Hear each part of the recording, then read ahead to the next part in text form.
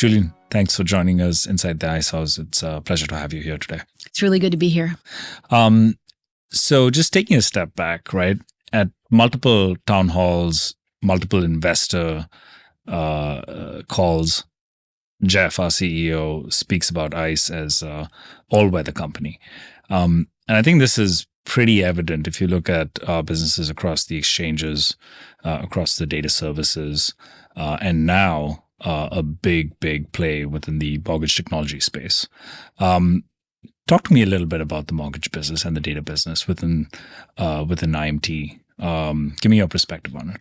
Data and analytics is a really interesting part of the mortgage ecosystem. And what we've done in the last couple of years is we've brought together data that comes out of the servicing system. So that's the mortgage performance data, our property record data, and the origination data. So those three things, along with, probably 40 or 50 other ancillary data sets, means that we've got this really full view of the mortgage ecosystem. And that supports everyone from lenders to servicers to investors across that ecosystem. And data and analytics is really only interesting when markets are moving. If there's nothing going on, then you actually don't need any fresh information. So Everyone at the end looks of the the same. day, so at the end of the day, what happens is that when markets are volatile, our clients need information in order to navigate them. And so we actually, through the process, we're helping our clients be all weather. So for example, lenders right now are really worried about retaining their portfolios and gaining new clients and following home prices and default rates and prepayment rates. All of those things, because markets are particularly volatile right now, are things that we help them with. So at the end of the day, what that means is that we're helping our clients build all-weather businesses. And when they do that, then we also add to that vision within ICE. Yeah. You've been in the mortgage data and analytics space for a while now, right? I mean, that's your craft. That's where you spent decades perfecting. And ever since, say 2008, since the mortgage crisis, the space has been in constant evolution of making sure that the data is accurate and we've got better data and broader data sets to make assessments and judgments. But there's also a markets element to it, right? I mean, if you look what happened after COVID, interest rates fell down, mortgage applications went up, and then all of a sudden interest rates started going up, mortgage applications are going down. Just talk to me about that whole journey ever since the 2008 crisis to the COVID crisis and how things have evolved. It's pretty fascinating. Like if you look back to 2000, 2007 through 12, markets came to a standstill. And the reality is in this space, I mean, you were in fixed income. So I think that the maturity of the mortgage space wasn't quite there yet in terms of the depth of data and the complexity of analytics, although they were there. It's just not everyone was using them. The problems that were being solved in 2007 were pretty basic, which is, what is my collateral risk? What's happening with home prices? What is the impact on my non-agency securities? And that stuff was really, really important. Come 2012, obviously people are thinking about regulatory reporting and so on. And we can look at every single time period, including the COVID time period, which you just mentioned, where, forbearance was the name of the game, or a couple years later where folks are very focused on the fact that interest rates are so low. We're seeing this massive refi boom. And the common theme in all of this is that there is not a common theme. It's that markets drive very much which data and analytics are important for the moment. So for us at ICE, the way that we really think about that is by assembling the most kind of accurate, comprehensive data set so that we can build analytics, whether they're predictive or descriptive, at the moment, for the moment, because that's the only way our clients can compete, really, at the end of the day. And that's really evolved. If you think about how kind of in some ways, data and analytics failed the industry back in 2007. In some ways. In other ways, the industry failed itself because they didn't leverage all of the data and analytics that were there at the time. Mm-hmm. But the thing about this space is that even though it's mortgage, and mortgage tends to be a little slower moving than some of the other asset classes you work on, you have to be nimble. You have to constantly be nimble in thinking about what's next. Well, speaking about what's next, you've worked at a few other firms before coming to ICE through the Black Knight acquisition. Can you talk to me a little bit about how ICE distinguishes itself relative to the other firms that are within this space trying to offer clients data and analytics that are very similar to what we have to offer? It's actually a kind of a fun, fascinating culture now being part of ICE, because if you think about it, ICE has had this deep experience in data and analytics for a long time, in a really kind of intense, urgent way. I mean, they own exchanges, they have the fixed income business, we've got clearing and sustainable finance and energy. And in each one of these spaces, you need to have not only comprehensive data analytics, but you have to have it at the highest level of quality and accuracy, as well as with urgency and pace. And so it's kind of fascinating, and it's in its own way. So joining this organization means that not only are we really thinking about how we bring together all the data assets that we have in a really comprehensive way, and I would definitely say the ICE strategy has been really to make sure that we have all of the legs of the stool, meaning everything about the property, everything about the mortgage, everything about the groups of mortgages, meaning the mortgage-backed securities, whether they're agency, non-agency CMOs, and then all of the ancillary information that can impact the performance and value of those assets. So that's the first piece that I noticed that's really unique at ICE, which is that we're looking at things in a really holistic, comprehensive way. That the idea of having deep expertise is commonplace here. The expectation is that the data will be at the highest quality, at the fastest frequency, and as complete as possible. But moreover, what's really unique is the fact that there's a lot of ambition and curiosity around where we go next. Meaning, how do we bring together data sets so that we have even more powerful prepayment indicators? How do we bring together data sets so that our models are comprehensive for every zip code in the United States, with 0-day lags when we're measuring things like home prices? Right. And that's something you only see here at ICE, hands down. Right. When Jeff speaks about the mortgage industry, you can see that he's extremely passionate about modernizing the whole process, right? Like, yeah. I think if you've gone down this road with applying for a mortgage, the amount of paperwork, the amount of documentation, it's quite stressful. It's not a seamless process. More importantly, there's a lot of time that's been built into it, right? Like when people receive that information, they need to go and do something with it and assess it and things like that. So the turnaround could be relatively lengthy with that whole process. But ICE is committed to modernizing the whole mortgage experience, and and as a result, we've made some of these strategic investments over the last few years within the space itself. Which part of that whole process excites you the most? Well, if you think about it, the biggest single asset class in the U.S. is residential real estate. It's not futures, it's not derivatives, it's not fixed income. It's residential real estate, and that's kind of mind-boggling to think about. And so if you think about the size of that and what happens if that space, that mortgage and real estate space, which touches the consumer, is modernized in a way that we've seen other markets and other asset classes, what that means is that information is more readily available for investors, which brings more cash flow into the industry, which brings more opportunity for people to become homeowners and realize the American dream. Like, that's a really big deal. It is. Data and analytics plays a piece of that. It's not the whole thing. My colleagues in ICE Mortgage Technology, they're tackling that from a technology standpoint under Tim Bowler, and they're doing really a beautiful job. But data and analytics does play an important piece, which is, and I guess I'd say kind of threefold. One is like doing the obvious stuff.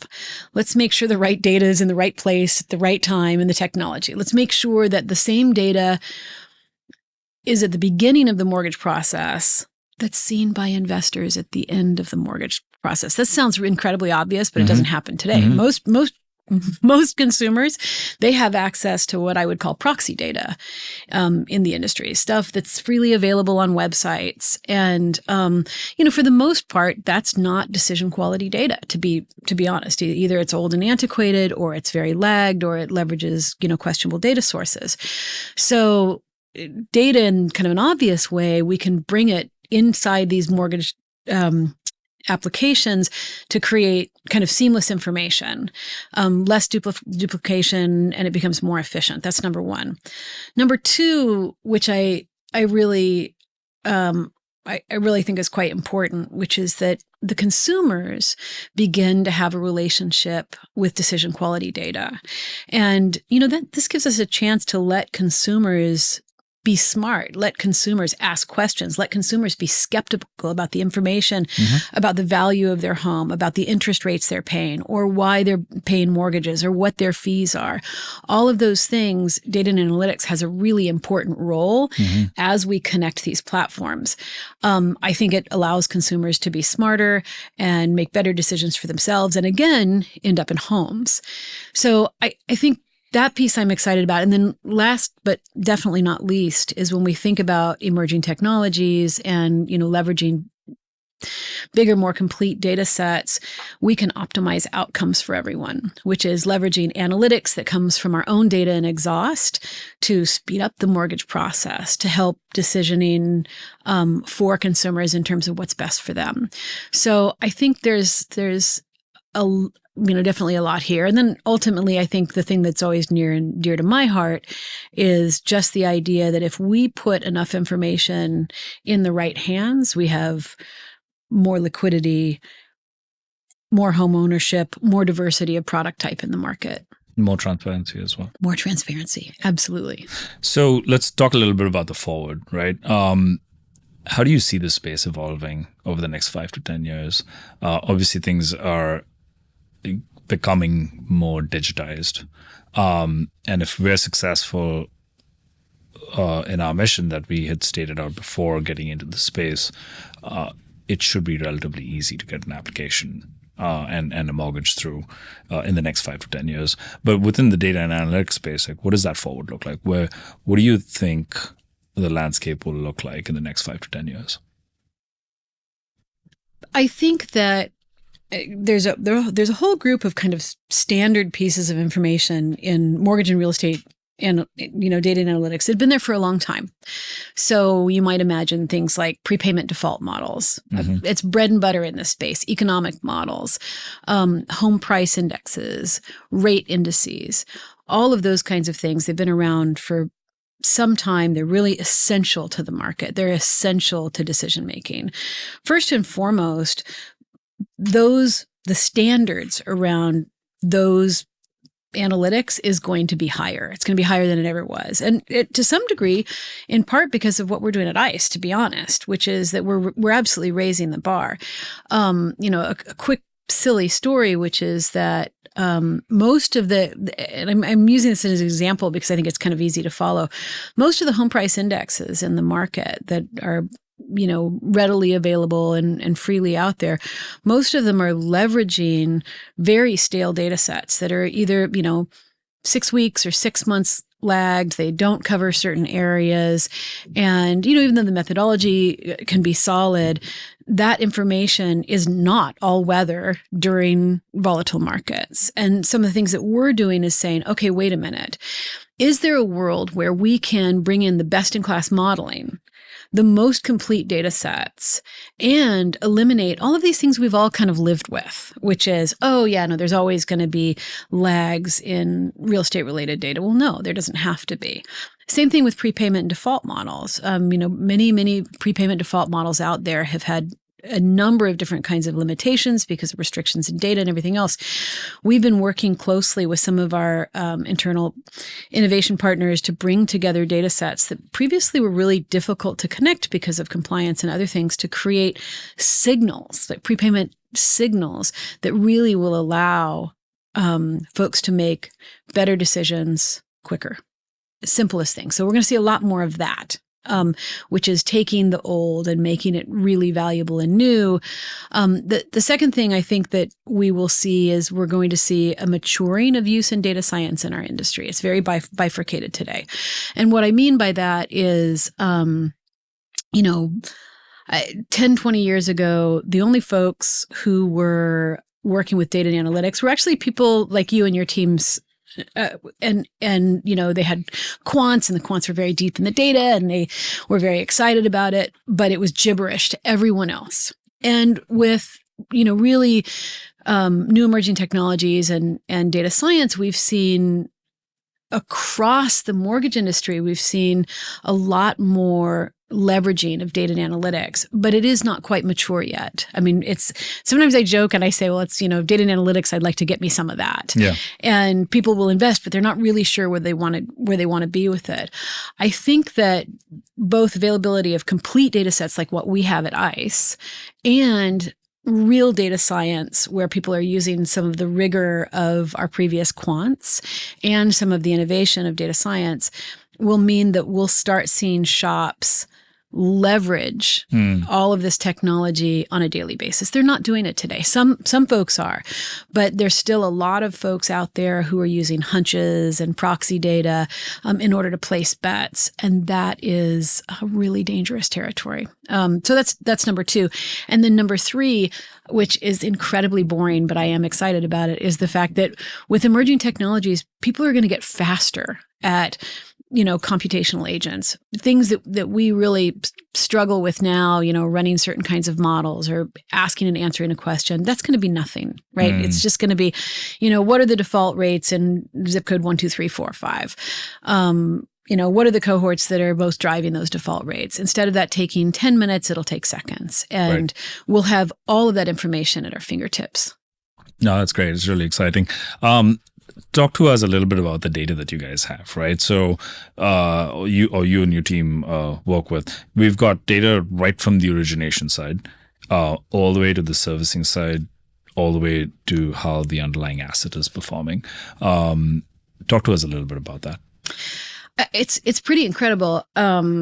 So when I think about the asset itself as the property, so that's the home.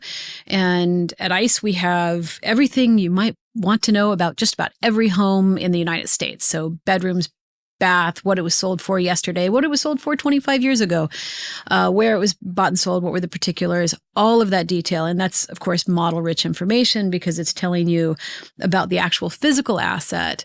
And so, of course, we have that that data. Well, added to that, we have a lot of data across climate and climate risk as well, which we're now applying to the actual physical asset. Absolutely great point, which is, anything that could happen to that asset and physically happen to that asset, whether it's a hurricane or whether it's future risk factors, absolutely. Or could it, will it be listed, and has it been listed, and what's happening on the for sale market? So again, if you think about just about anything surrounding that physical asset, we've put all that data together. How cool is that?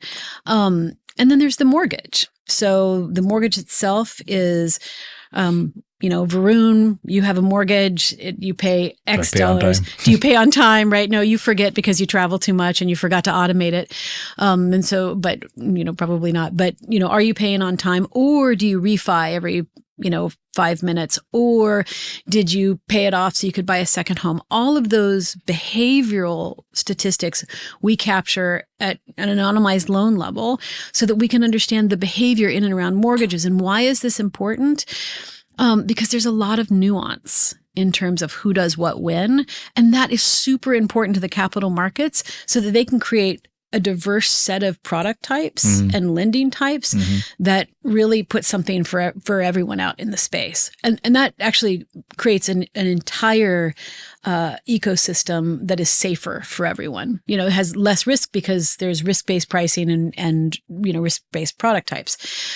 So we have the asset, we have just about everything with the mortgages. And just as you said with sustainable finance, with regards to that mortgage data, we've been bringing in other data sets using some very specialized hash keys so that we can connect anonymized data in a very accurate but safe and sane way, which is, incredibly exciting to some of us nerdy people.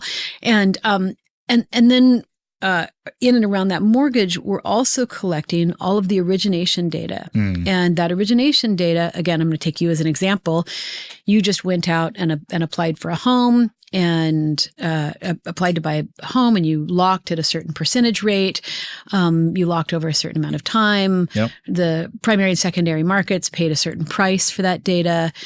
All of your details were captured at that moment. And eventually what we'll be doing is connecting those data sets. And of course, we'll do it in a compliant and safe and sane way. But how cool is it to be able to tell the behavioral story of a mortgage from the time it begins to the time it prepays and dies? It's a fascinating space. Spend a little bit of time on, the proprietary or rather the privileged nature of some of this information, right? Like obviously there's a ton of personal information that's in there. And we make sure that we take the compliance of personal information very seriously. Talk to us a little bit about how that information is anonymized or aggregated, and as a result loses some of that personal information. I love that you asked that question because you could tell I was being very careful around it. At the end of the day, we're talking about it's why this asset class is so fascinating. This asset class is directly related to American citizens, to people who own homes and have families and go to work and whose privacy is incredibly important. Mm-hmm. And so public record data, so that's the data that comes in and around properties, that data has some personally identifiable information in it. And, if you want tomorrow, you could probably go to your county recorder office if you live in a disclosure state, and you could look up your home and you'll see your full name and you may see details on what you purchased it for, and that will all be there. And that's relatively common knowledge. And it's that public record data. That's true usually for listing data and some other data assets in and around the property. But mortgages are quite private. And that's considered, private information. And we very much respect it. It's one of the reasons that the relationship being acquired as Black Knight by ICE is so fantastic, because ICE has a long history of dealing with sensitive information, especially with the exchanges. So there's no learning curve there. And the idea for us with these data sets is that we keep them completely anonymized so that you cannot reverse engineer back to borrower name or Social Security or any of those, kinds of pieces of information. But what can be done is that we can create predictive and descriptive and optimized analytics in order to help people make decisions. So even though, yes, your mortgage, Varun, is probably in our database, as is mine and as is anyone who's listening to this, the likelihood is it's there. But it will be so anonymized that there's no way to ever trace it back. The cool thing is that the level of sophistication on our teams, you talked about what's changed over a number of years. The level of sophistication in terms of putting data sets together without violating any privacy or without exposing users in any way has gotten quite good. And so now we can bring all of those data sets together, sometimes in real time, and keep them fully informative and anonymized. And that's something that we're really serious about. Our whole team takes it seriously, and it's one of the reasons ICE has been such a good fit, because ICE does too. Right. Yeah. We're very interested in the macro picture as opposed to the individual line items within that. Take a step back, take a look at what's trending broadly as opposed to, what any single individual or any group of individuals are looking to do. Yeah. Julian, thank you so much. It's been a pleasure having you inside the ICE House, and it was a great chat. Very informative. Again, thank you very much. It's just lovely to be here. Thank you.